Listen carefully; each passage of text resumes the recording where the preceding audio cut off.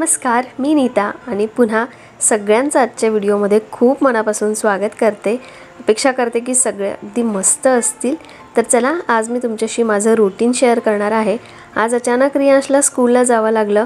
काल मेसेज आला आणि आज तयारी करून लगेचच त्याला स्कूलमध्ये पाठवलं। काहीच ठरलं नव्हतं। तशी शाळा चालू व्हायला अजून थोडासा उशीर आहे, एक आठवडाभर, पण इन्स्पेक्शन चालू आहे त्यामुळे अचानक स्कूलमध्ये बोलवलं। तर आज स्कूलमध्ये गेला होता आणि काही अभ्यास नाही, कारण बरीचशी मुलं आता होमटाउनला गेली आहेत, कोणी बाहेर गेली असतील, तर त्यामुळे खूप कमी मुलं गेली होती, म्हणून फक्त एन्जॉय म्हणून त्यांना स्कूलमध्ये बोलावलं होतं आणि इन्स्पेक्शन झालं त्यांचं। तर रियांश खुश होता कारण त्याला आज स्कूलमध्ये इंडोर गेम खेळायला मिळाले, कारण इंडोर गेम्स तसे आजकाल म्हणजे कमी खेळायला मिळतात। तसं तर मुलं घरात खेळतच असतात, पण तसे जे ॲक्च्युअल इंडोर गेम्स असतात ते त्यांना कमी खेळायला मिळतात। तर आल्यानंतर आता तो टीव्ही बघतोय आणि माझा तो येईपर्यंत ऑलमोस्ट सगळा स्वयंपाक झालेला, फक्त चपात्या बाकी होत्या। आज रियांशच्या समर कॅम्पचा लास्ट डे आहे आणि प्रोग्राम 5 ते 7 वाजेपर्यंत असणार आहे। जर मॉर्निंगला असला असता तर मग त्याला स्कूलला जाता आलं नसतं आणि त्याच्या इव्हिनिंगच्या परफॉर्मन्ससाठी किंवा प्रोग्रामसाठी ब्लॅक कलरचा पॅन्ट किंवा ट्राउझर त्याला सांगितलेलं, पण त्याच्याकडे पॅन्ट किंवा ट्राउझर नाही आहे, जीन्स आहे आणि जीन्स त्याला घालायचं नाही आहे, कारण त्याला भीती आहे की कराटे करताना किंवा मग जिम्नॅस्टिकमध्ये जीन्स घालून त्याच्याकडून होणार नाही। म्हणून आत्ता आम्ही झुडिओमध्ये आलो आहे आणि त्याचं काहीतरी बघताय तुम्ही वेगळंच चालू आहे। कपडे घेण्यात अजिबात रियांशला इंटरेस्ट नसतो। हा एक कार्गो पॅन्ट मिळाला, पण 5 to 6 होता आणि 5 to 6 असल्यामुळे रियांशला तो खूप छोटा पडत होता। तर त्याच्यासाठी तर त्यांनी ट्राय करून बघितलं, खूप छोटा झाल्यामुळे घेता आला नाही आणि आजच्या आजच परफॉर्मन्स आहे, आता कुठे जायचं, त्यामुळे म्हटलं की ठीक आहे जाऊ दे, आपल्याकडे जो पॅन्ट आहे तोच आपण घालूया। त्यानंतर इथे थोडे कॉस्मॅटिक्स वगैरे बघितले, पण जो शेड मला पाहिजे होता तो मिळाला नाही। आणि आपल्या स्त्रियांचं मुलींचं असंच असतं, आपल्याकडे कितीही कॉस्मॅटिक, स्पेशली लिपस्टिकसाठी कितीही लिपस्टिक असले तरी आपल्याला ते कमीच वाटतात।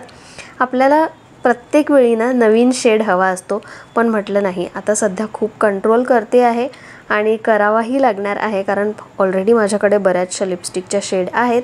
तर घेतली नाही। त्यानंतर घरी आलो आणि येता येता स्टार बाजारमधून मस्त असे बदामी आंबे आणले। तसं तर भाजी चपातीच केली होती, मग आंब्याचा रस केला आणि संध्याकाळचा परफॉर्मन्स आता बघूया। जर गाणी चालू असतील तर मला परत व्हॉइस ओव्हर किंवा कुठलं तरी गाणं ॲड करावं लागेल, पूर्ण तुमच्याशी शेअर करता येणार नाही, पण लेट्स सी, बघूया काय होतं संध्याकाळी। आपल्याला सुट्ट्या लागल्या की आपण मामाच्या गावाला जायचो, छान मस्त शेतात वगैरे मजा करायचो, पण आत्ता असलं काही होत नाही। त्यामुळे मुलांचा वेळ वाया न घालवता तो कुठल्या तरी चांगल्या कामासाठी लावायचा असेल तर असे समर कॅम्प्स शोधावे लागतात, आणि समर कॅम्प नसेल तर मुलांना मग नुसतं खेळ, आणि आता तशीही मुलं घरातच खेळतात, काही अंगण नसतं सोसायटीत राहणाऱ्या मुलांसाठी स्पेशली, त्यामुळे तेही बोर होतात आणि त्यांना नवीन काही शिकताही येत नाही। त्यामुळे समर कॅम्प खरंच खूप छान होता। जे काही 14-15 दिवस समर कॅम्प झाला त्यामध्ये रियांशने नवीन मित्र बनवले, म्हणजे नाहीतर सोसायटीमधलेच मित्र असतात, नवीन त्याचे फ्रेंड्स झाले। त्यानंतर बऱ्याचशा नवीन गोष्टी तो शिकल्या। स्केटिंग त्याला येतच होतं छान, पण आत्ता नवीन स्टाईल तो करतो। त्यानंतर स्विमिंगही आता आम्ही विचार करतो आहे की महिनाभर त्याला परत लावायचं, म्हणजे तो पूर्णपणे स्विमिंग शिकेल। सो बऱ्याचशा गोष्टी शिकला आणि कराटेमध्येही जिम्नॅस्टिकमध्येही मस्त तो इंटरेस्टनी करतो। जेवढा तो अभ्यासात इंटरेस्ट देत नाही ना, तेवढा तो स्पोर्ट्समध्ये देतो, आणि आजकाल ना स्पोर्ट्सही खूप चांगलं करिअर आहे। बरेचसे जण दुर्लक्ष करतात, इवन आम्हालाही वाटतं की अभ्यास करत नाही, स्पोर्ट्सकडे त्याचं जास्त लक्ष आहे, पण ठीक आहे, मुलांची आवड ज्यामध्ये असते त्याकडे जास्त लक्ष द्यायला पाहिजे। तर आम्ही दोघंही तयार होऊन 5 वाजता इथे सिल्वर स्पोर्ट्समध्ये आलो आहे आणि मुलांचं आता फर्स्ट जिम्नॅस्टिक चालू आहे। सो त्यांच्या कॅपॅसिटीनुसार, त्यांना त्यांच्या लेवलनुसार ज्या काही स्टेप्स आहे किंवा जे काही ते करत आहे आता स्टाईल, ते त्यांच्या कॅपॅसिटीनुसार त्यांना करायला सांगितले आहेत।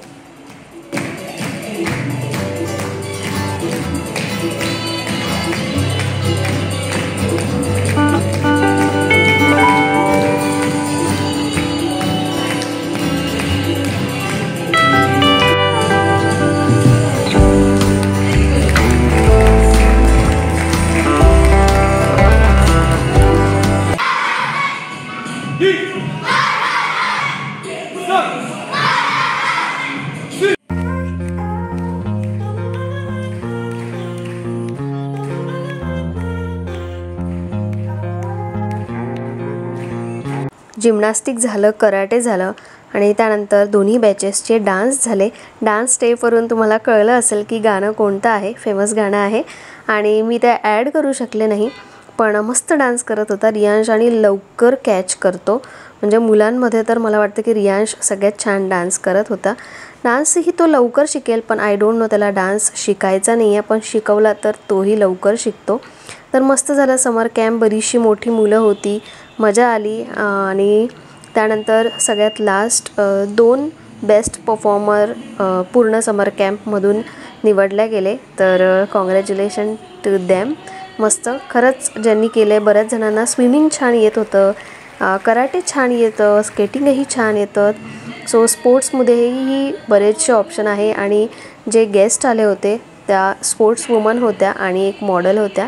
तर त्यांनीही मुलांना बरंच मोटिवेट केलं, पॅरेंट्सलाही मोटिवेट केलं की स्पोर्ट्सकडे आजकाल मुलांना पाठवा. बरेचसे पॅरेंट्स अभ्यासाकडे लक्ष द्यायला सांगतात, पण स्पोर्ट्ससाठी नाही म्हणतात.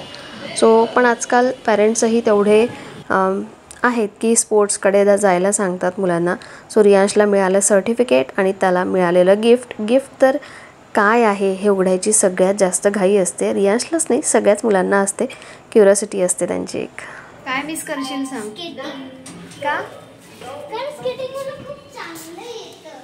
येतं की आवडतं? स्केटिंग क्लास फक्त 6 to 7 असतो रियांश, आपला तायक्वांडो क्लास असतो. तेव्हा काय मिळालं गिफ्ट काय आहे? चल पहिले घरात जाऊ. तर गिफ्टमध्ये छान अशी वॉटर बॉटल मिळाली. रियांश खुश होता. त्याचे 15 दिवस त्यांनी खूप एन्जॉय केलं, नवीन गोष्टी शिकल्या. आणि समर कॅम्प तर आता संपला आहे, 8 दिवस सुट्ट्या आहेत, त्यानंतर स्कूल चालू होईल.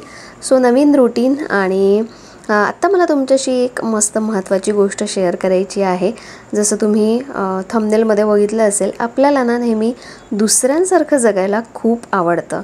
म्हणजे गृहिणी आणि ज्या वर्किंग वुमन आहेत यामधलीच ताळमेळ बघितलं म्हणजे गृहिणींना वाटतं की जॉब करणाऱ्या स्त्रियांची लाईफ किती मस्त असते ना, त्या पैसा कमवतात, आपल्या मर्जीने सगळं करू शकतात आणि खूप छान असते त्यांची लाईफ. आणि तेच जॉब करणाऱ्या म्हणजे वर्किंग स्त्रियांना वाटतं की आता बऱ्याच जणांना त्यांच्या गरजेमुळे जॉब करावा लागतो आणि बऱ्याचशा स्त्रिया आपल्या आवडीनुसारही जॉब करतात. पण ज्या गरजेमुळे जॉब करतात ना, त्यांची परिस्थिती अगदी उलट असते. त्यांनाही ज्या हाऊसवाईफ किंवा गृहिणी असतात त्यांचा हेवा वाटतो. त्यांनाही असं वाटतं की यांचं लाईफ किती छान आहे, आपल्या मुलांसोबत वेळ घालवायला मिळतो, आपल्या घरात किती वेळ द्यायला मिळतो, बाकीच्यांशी म्हणजे जे फॅमिली मेंबर्स आहेत किंवा नवरा मुलं सगळ्यांशी आपल्याला खूप वेळ मिळतो. सो प्रत्येकाची लाईफ ना म्हणजे जशी दिसते तशी इझी नसते किंवा सोपी नसते. प्रत्येकाच्या लाईफमध्ये काही ना काही चॅलेंजेस, डिफिकल्टीज, अडचणी असतातच. पण आपल्याला मात्र दुरून बघताना दुसऱ्यांची लाईफ खूप इझी वाटते. जसं आपण बरेचसे तुम्ही व्हिडिओही बघितले असतील की एक वर्किंग वुमन आणि एक हाऊसवाईफ म्हणजे दोघींमधला डिफरन्स काय आहे, असे बरेचसे व्हिडिओ आपण बघतो. आणि तेव्हाही आपल्याला वाटतं की खरंच कुणीच खुश नाही आहे. फक्त आपल्याला असं वाटतं की आपल्या मैत्रिणी किंवा आपल्या आजूबाजूची लोकं आहेत ते सगळे किती खुश आहेत आणि सगळं काही जे काय दुःख असेल, अडचणी असतील, चॅलेंजेस असतील ते सगळं आपल्याच लाईफमध्ये आहे. पण असं नसतं मैत्रिणींनो. आपल्याला दुरून बघताना दुसऱ्यांची लाईफ जेवढी इझी वाटते ना, तेवढी ती रिअल लाईफमध्ये खरंच नसते. असतील काही गोष्टी चांगल्या, पण परफेक्ट कोणाचीच नसते. त्यामुळे दुसऱ्यांचं बघून आपण तसाच करण्याचा प्रयत्न करण्याचा किंवा आपल्यासोबतही तसंच व्हायला पाहिजे असा विचार न करता आपल्याला जे मिळालं आहे त्यात आनंद म्हणून आपल्याला जे काम खूप छान योग्य पद्धतीने करता येतं त्या कामाकडे लक्ष द्यायला पाहिजे. आणि ते काम योग्य केलं, मग ते वर्किंग वुमन असू देत किंवा गृहिणी असू देत, तर आपल्या आयुष्यात किंवा आपल्या नॉर्मल जीवनामध्ये आपण खुश राहतो आणि आपली जी काही जबाबदारी आहे ती योग्यरित्या पार पडण्याचा प्रयत्न करतो. आणि त्यामुळे आपल्याला दुसऱ्यांचं कसं चाललं आहे किंवा दुसरे किती खुश आहेत यामुळे फरक पडत नाही. कारण आजकाल सोशल मीडियामुळे आजकाल आपण व्हॉट्सअपवर स्टेटस बघतो, इन्स्टाला बरेचसे ऑप्शन्स आहेत, त्यामुळेही आपल्यात ना एक जेलसी म्हणता येणार नाही, पण आपल्याला एक हेवा वाटतो की त्याची लाईफ किती छान आहे. सो ही सगळी काल्पनिक ही असू शकते. बऱ्याच जणांना दाखवायला खूप आवडतं, पण बऱ्याच जणांचे इंटरनल लाईफ कसं आहे ते आपण सांगू शकत नाही. सो आपल्याला जे मिळालं आहे त्यात आनंदी राहा. दुसऱ्यांचं बघून त्याचा हेवा करण्यापेक्षा आपण काय चांगलं करू शकतो याकडे लक्ष द्या. दुसऱ्यांसारखा जगण्याचा प्रयत्न करू नका, असंच मी सांगेल. इवन मीही काही असा विचार करत नाही, असं अजिबात म्हणत नाही.